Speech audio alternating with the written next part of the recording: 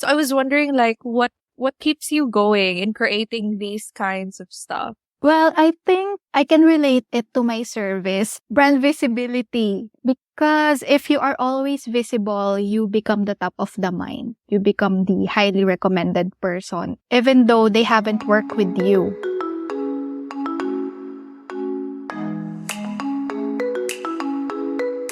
Hey guys, welcome to the podcast. This is Future Tish. I am editing the episode, and as I am currently listening to it, I would just like to apologize. This episode has the weirdest audio, and I feel like Riverside or my internet has done me dirty. The audio is a little bit garbled and it's not as perfect as I want it to be.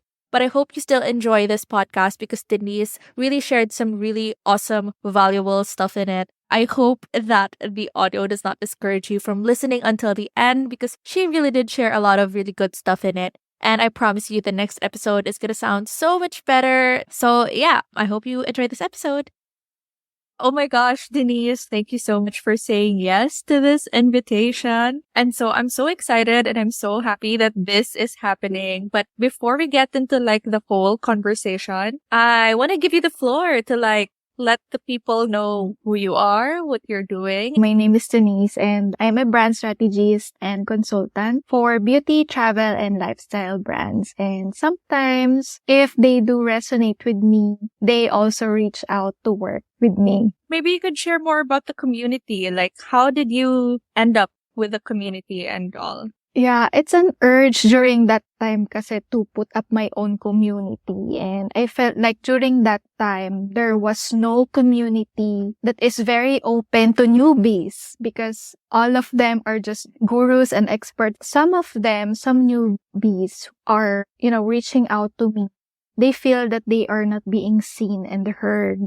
So that's why dun sa community, they are very open to post anonymously din. Para if they are shy, then it's great na meron pa rin mag-approach sa kanila to give some recommendations or suggestions. It's just for the community who are already like expert or advanced to help those who are still in the process of having a lot of people, chip into their questions, ganyan. Yun.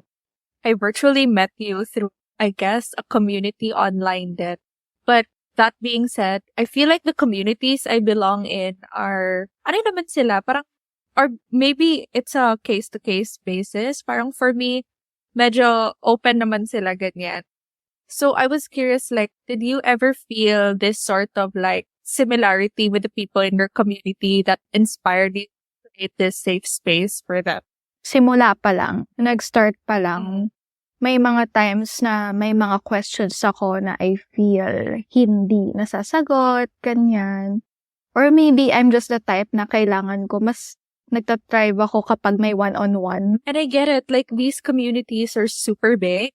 Tapos, sometimes if you ask questions, like for example in Facebook groups, right? Like, they have admins who approve the questions. Minsan pag na-approve yung question mo, tapos na. Yeah, you can't even, follow up kung may sumagot na ba, ganyan, kung wala pa. And then, you'll be left like hours without answers to your questions. So, I want them to also know that it's a community where we inspire them to do things that they want. And even, we can start somewhere even though we are just a beginner. And I want to know that if we can do it, then they can do it too. And I guess like, especially now, more people are more open to freelancing or like creative work. I guess like the downside of it booming is that ang daming ingay.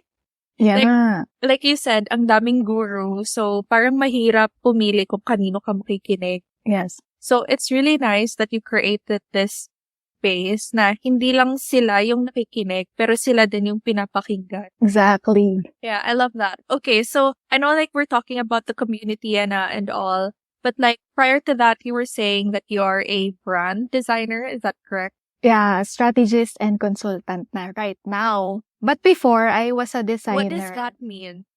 Yeah, branding, we do have like, we know or we reach your target audience, connect to them through messaging or your positioning, who you are as a brand, what you do, and what value can you provide. That's what we do. We also, like, as strategists kasi, I have like one-on-one session. So, it depends kung anong mangyayari dun sa one-on-one. They can ask me anything about branding and everything about that. And they can also like brainstorm with me and sometimes consultation. Pero as brand strategists, we also have like project-based. We'll start with your brand DNA up to your, for example, unique selling proposition, ganyan. And then your narrative, your story. Okay. So how did you end up like in branding? Were you always like creative person? I can say that I am creative person. Siguro, I think, kasi gumagawa na rin ako before ng Friendster profile. Oh my God. Malalaman yung age. Pero yeah. Friendster profile. Kasi diba yun yung uso before na nilalaro mo pa yung color ng profile. Yung design? Yes. As in, natuto akong mag-basic HTML. Yes. Facebook, tsaka Tumblr, tsaka Multiply. Oo. Yung mga marquee pa na gumagalaw from left to right or nagbabounce. So yeah, I think maglalagay ka ng music. Oo. Parang ngayon cringe na siya, pero before super cool natin na every week nagpapalit tayo ng color ng Friendster profile and all that. So yeah. Pero may experience naman ako, sabihin natin na may experience ako gumagawa rin ako ng logo before for my own mas small businesses yan. And then parang na-realize ko before, I was wondering nga bakit sabi nila thousands daw in order for them to create a logo. Like 5K daw, ganyan. Kasi diba minimum dito sa Philippines, usually ganon. Kasi nasabi nila na 5,000 lang daw yung logo. But when you market it abroad, they are really valuing it na maganda yung magagawa niya into your business. Before kasi parang sa paningin ko, since hindi pa nga ako nagsiserve sa clients, sa paningin ko talaga 500 lang yun. And then nung ako na yung gumagawa, oh, that's why it's expensive pala. Kasi mahirap din pala siya gawin. I started muna sa foreign client. Kasi I was not very confident to offer it locally. Bukod sa mababa kasi yung charge, di ba, in the local, parang naniwala ko before na I can only charge that much sa foreign. Can you like walk us through like, because kanina, ang sabi mo, the reason why you didn't offer your services to local clients is because you felt like no one's gonna pay you the true value, I would say, of a branding, of a logo. So, ano mo na, I would say like na-communicate yung value or nakahanap ka ba ng clients na alam yung value ng isang brand? Actually, that was, I think, one of the reasons or two reasons that I am thinking is first, they are not aware what branding is. So, dun nag-fall yung parang awareness. They don't know about it. So, my job as a service provider is to let them know ano ba yung benefit of branding or logo for their businesses. And the second one is it's a limiting belief of mine. Kasi ngayon din nakikita kong nagsisirculate around during that time na nalo-lowball sila because they think that 5K is too much. And then I realized, why not we all have to charge the same amount para lahat tayo hindi nalo-lowball? Because that's the standard. Diba? Kasi sometimes the reason why they are thinking that way na mura lang siya kasi yung nakikita nila sa market. So if we're going to lift the market, and say na, no, this is the standard talaga for the logo design. Like, for example, Philippines, 5K is the minimum talaga. Kasi yun na yung pinaka-low na minimum, right? Yung katanggap-tanggap. Then, we can all have 5K in logo. And then the other one naman, yung sinabi ko kanina na if we can just let them know the value of what we do, like the benefits, what's in it for them, not talking about us, it's all about the client, how we can help them through this service, then parang katanggap-tanggap sa kanila to pay for that amount, right? So is that part of your process? When you onboard them or like when they hop on a call with you, is that like one of the things that you talk about? Or are the people who go to you are the type of people who already know that branding is not your basic logo making contest? Yeah, well, before, yes, I keep attracting those clients. I think I was still a beginner and I don't know how I would really give value to my services kasi nga newbie. But then, nung tumagal-tagal na, like 2 to 3 years already, dun ko na-realize na, oh, I'm now attracting the right clients who are already aware of what it can do to their businesses. Kasi during that time, that's also the time that I started talking about it through my content. That's why I'm very also intentional when it comes to putting out content and how am I going to communicate it to my target audience. Not only to the industries that I'm handling, but also, of course, to freelancers na, okay, ganito yung magagawa niyan for you. So, actually, na-enjoy ko naman siya to educate. So, pag hop on a call nila with me, they won't question my price already. Walang gulatan. Yes, it's there already. If you ask me about my price, this is my price. So, okay, you mentioned content, and I love that, like, all through the years, like, you have always been so consistent. So, I was wondering, what was, like, your drive to keep on creating content? And I guess, like, the context of this question is, I believe you and I started around the same time in freelancing. Yeah. And then, yung iba nating kasabayan, hindi ko na nakikita. Like, di ko alam kung nasan sila. Mm-mm. But, like, you're still here, like, creating content. So I was wondering, like, what keeps you going in creating these kinds of stuff? Well, I think I can relate it to my service, brand visibility. Because if you are always visible, you become the top of the mind. You become the highly recommended person, even though they haven't worked with you.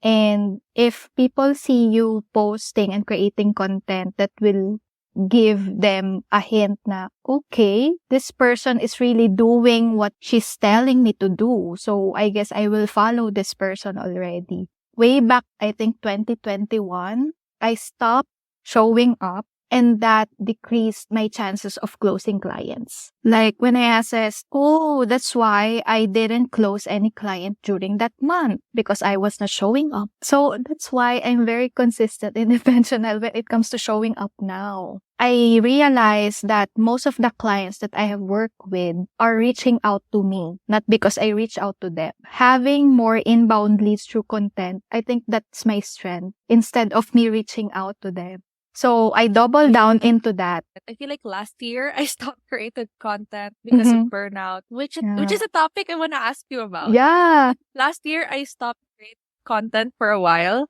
and then same thing, like I felt that also. I guess like the good thing about us, like we set the foundations, I suppose, like we created a ton of content before we took that break. Yeah. Even if nawala ako saglit, bumaba for sure yung mga inquiries ko, but they never stopped. I was wondering if you had the same experience. I did. Like the burnout and even decrease in reach. But you can't be erased na in the digital space. Like you are already there. It's your digital footprint already. You are embedded into the digital realm of the social media. When I experience burnout, I pause and I rest. Kasi I won't be able to give my best in terms of creating if I'm not in my very best. So I really rest, I sleep, I eat whatever I want. I go to the beach. So when you come back to the social media, you are stronger ever. I love what you said about like creating intentional content. Once you know why you're creating the content, it's a lot easier to do. And mas madali siyang panindigan kasi parang you know what it's for. Hindi lang siya like yung for virality or for the likes or whatever. And like, I also want to ask you because like, now that we're touching on the topic of burnout and you mentioned like the things that you did whenever you feel it, I was wondering like, does burnout happen often for you? Or parang are you in that stage na medyo mas na-manage mo na siya? I think mas na-manage ko na siya. Siguro, are you into work-life harmony?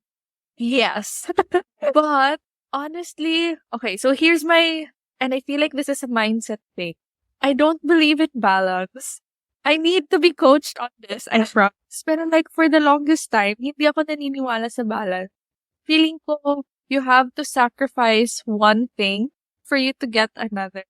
When I was in corporate, this is one of the brand values, work-life balance or work-life harmony. That was a international hotel chain where we are being encouraged to use our vacation leaves in order to use our benefits like the hotel stay and everything. So that's the reason, and that's when I started to really practice that. And I believe that we have different contexts when it comes to work-life balance. For some, it means work and play every day because they have to keep their momentum and they want to rest, and then they also have to play a bit. For others, it means working straight 2 weeks and then having a break whenever you're tired. Yeah, it really depends on how you incorporate your lifestyle into your work. Now, the reason why I believe in it, kasi as freelancers, diba, sometimes we are always glued into our desktops. And we don't really have the time to be grounded and to go out, feel the sun.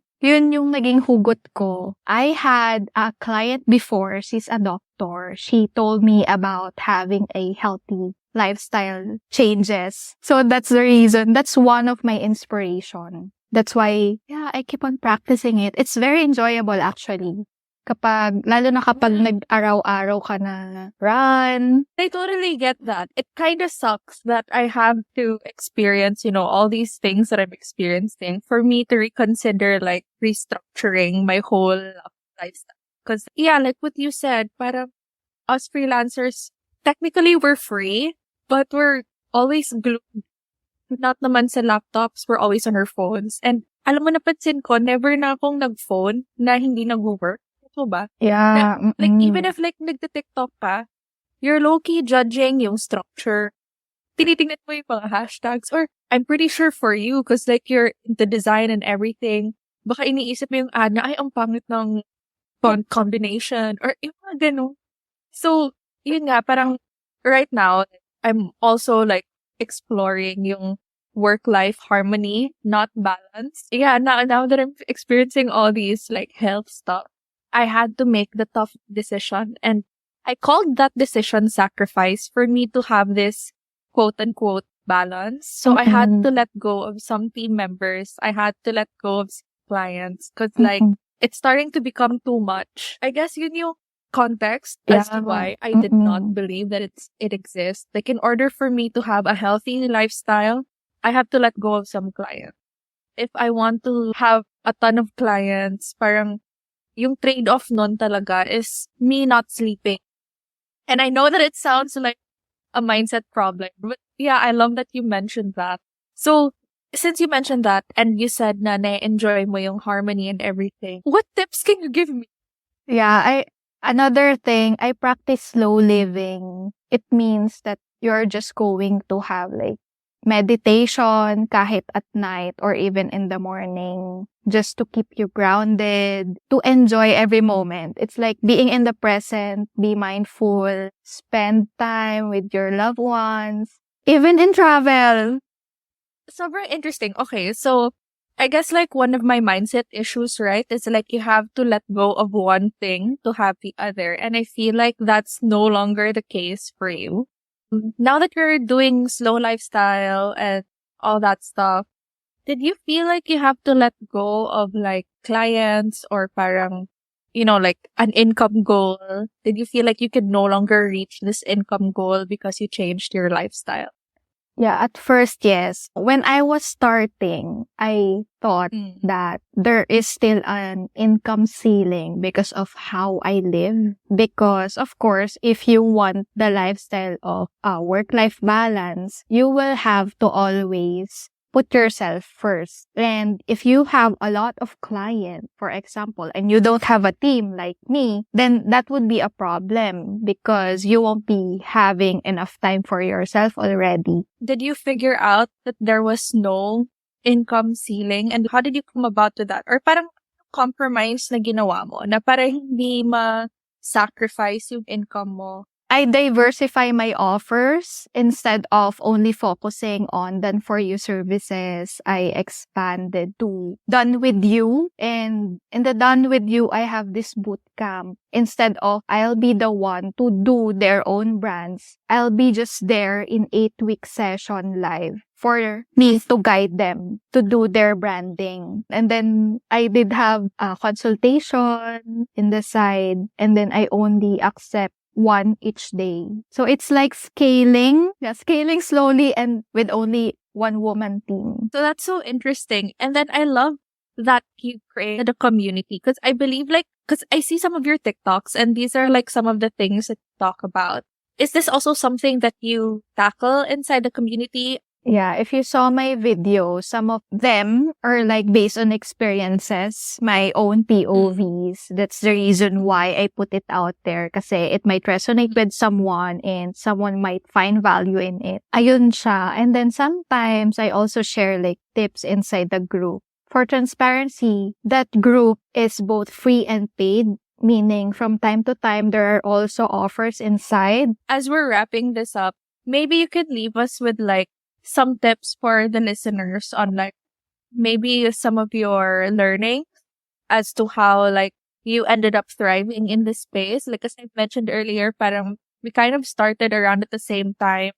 And then some of the people that we started with kind of moved on from this thing. Some of them like pursued different things, but then you stayed. So like I was wondering like maybe you could leave us with advice on how you could thrive in being a creative in this space.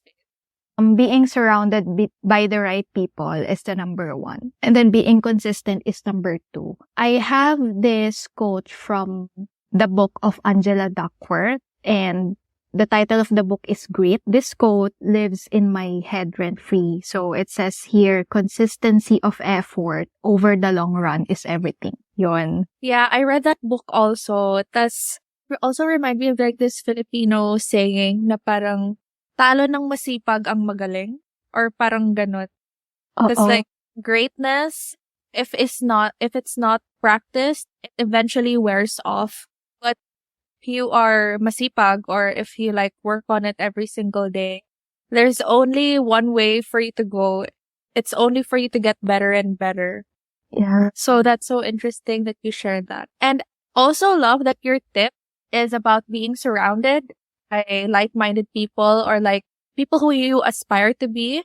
Yeah. Because that's technically the long form of the word community. Yes, that's right. Yeah. So I guess like we're leaving the community and consistency. I love it. Right. So they can join the freelancing community that I've talked about. It's called Freelancing Talks PH. And they can follow me in Facebook, Denice and Linatok, and in Instagram, Sestra Visuals. Guys, the audio at this point is already so bad. I can't save any of it. I'm just grateful that Denice was able to share all of her links and all of the places where you can connect with her.